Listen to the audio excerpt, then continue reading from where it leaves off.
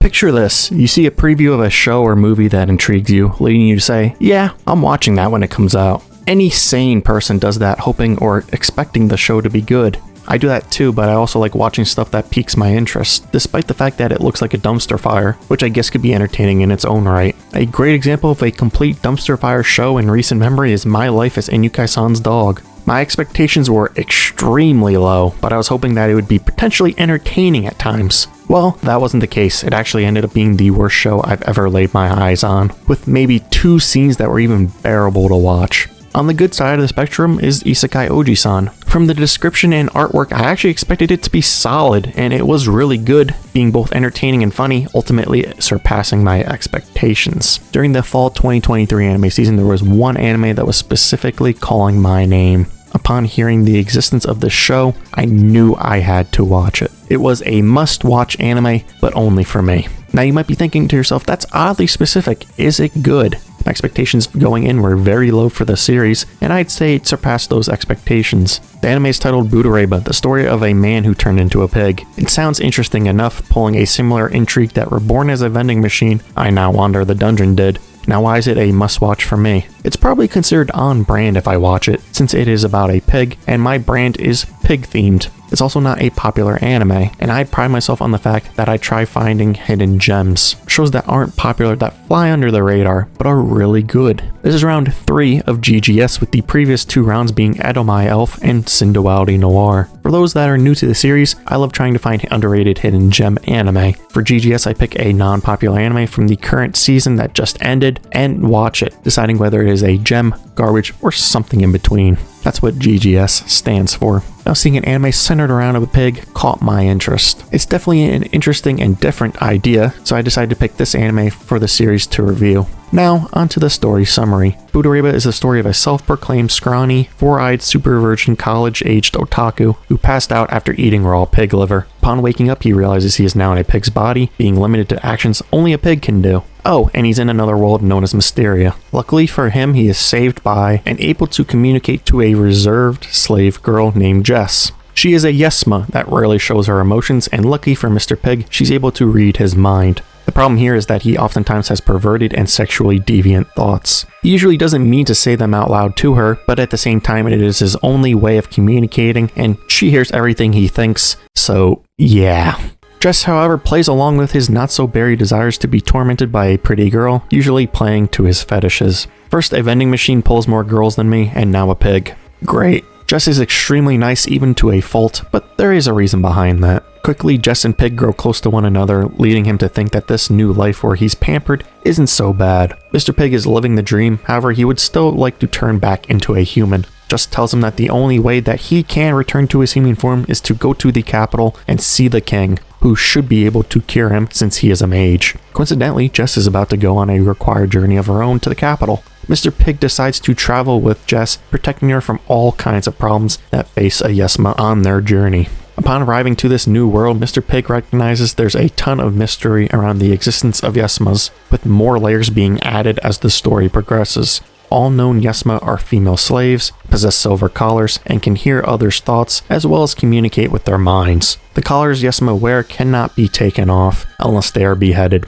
They are treated like utter garbage by most people. Upon turning 16 years old, they leave the household they are serving and travel to the capital, usually alone, or in the case of a few lucky ones, they have somebody to protect them, known as a chaperone. This is where Mr. Pig steps in, being Jess's chaperone. On this perilous journey to the royal capital, which takes several days, there's the possibility of Yesma hunters around every corner, since Yesma bones, body parts, and the silver collars they possess are worth tons of money. Most Yesma die along the way, and those that are lucky enough to survive making it to the capital never return home. Nobody knows what happens to them upon reaching their destination. Throughout the story, you see a couple of other Yesma, such as Ceres and Blaze, both of them also being extremely nice. Their existence makes you question why people treat Yesma so poorly. Why are they treated differently? Why do they have a collar around their neck? Why are all Yesmas female? And why do they have to go on a journey back to the capital? Why can they read minds? There's so much mystery to unravel, and as the story progresses, it becomes more fleshed out. Mr. Pig is truly an underpowered MC who must use his brain and be lucky at times to get out of dangerous situations. He doesn't have powers like many other isekai protagonists, and he's limited in his physical form since he's a pig.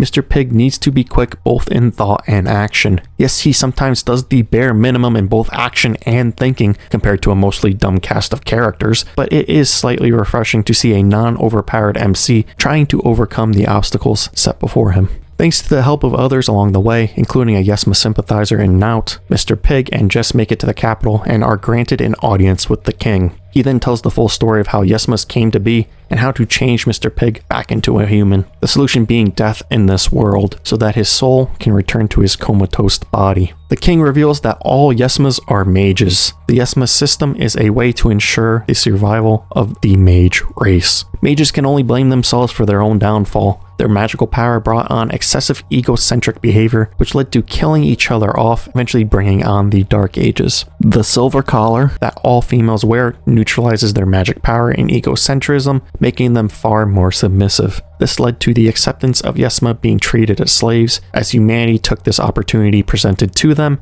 and ran with it. This is why Jess and other Yesma we see throughout Butareba are so nice, soft-spoken, reserved, and kind. Only the most competent Yesmas can survive their journey back to the capital, with their reward being accepted into the royal bloodline.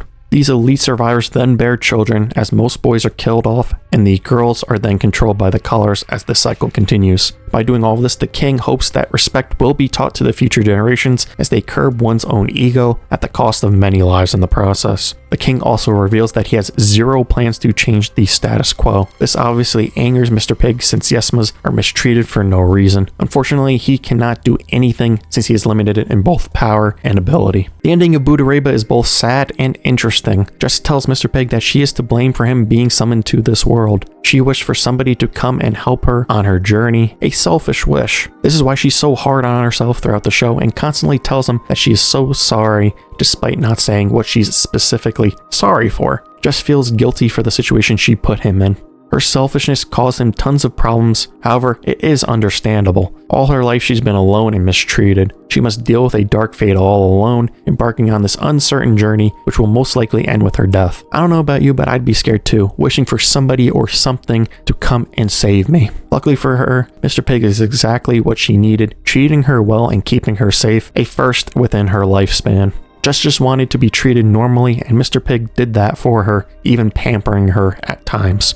Both of them find happiness within one another. For Jess, she's somebody who needs help, and Mr. Pig helps her every step of the way. As for Mr. Pig, who's a self-proclaimed loser, he is somebody who wants to be needed by others. Mr. Pig is also the only person who has been truthful with Jess all her life. Remember, she hears everyone's nasty comments, either verbally or within their minds. Jess is given a smile and continuation in life that was provided to her by Mr. Pig. Jess is now able to be selfish, to show emotions and desires because of him, leading to a much more normal life. Remember that Jess is a slave girl and the self-proclaimed scrawny, four-eyed virgin loser is a pig. So neither of them are treated like an average human, but they treat each other so well, something they aren't accustomed to.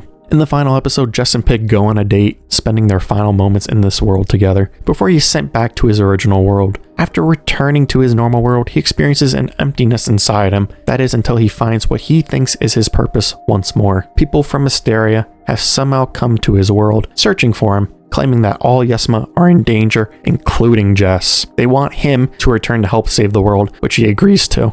Butareba's story is surprisingly both refreshing and pretty good overall, although it is definitely weird throughout. At the beginning, it seems rather innocent and horny, going towards the romance direction. However, this is not a romance anime. Don't go into it with that assumption. It's more of a mystery and exploration type of anime. If you just quickly look at the idea and story summary, you'd expect this show to be similar to another anime that aired during 2023. My Life as Inukai-san's Dog, which I talked about earlier and hated. It's yet another show you expect the main character turned animal to be extremely horny throughout. My expectation going into the show was that Mr. Pig would constantly harass Jess with his sexually deviant thoughts, and he does throughout the story, but it's far tamer than I thought it would be, and as the story goes on, it becomes less frequent. These thoughts aren't the main focus of the story. They are actually used to alleviate the overwhelming dark story that is actually taking place. The pig's lighthearted sexual jokes and thoughts, combined with his lack of knowledge of this new world, help to counter an otherwise extremely dark premise that Butareba has. Otherwise, these dark moments within the story could become overwhelming. His sexually deviant thoughts are supposed to be funny, and some of them are, ultimately lightening the mood. I fully understand if you hate these moments, but you do have to acknowledge that the tone is vastly different because of them. I ain't like every single one of these thoughts, but as a whole, they weren't horrible either, with me understanding their importance and the role they play.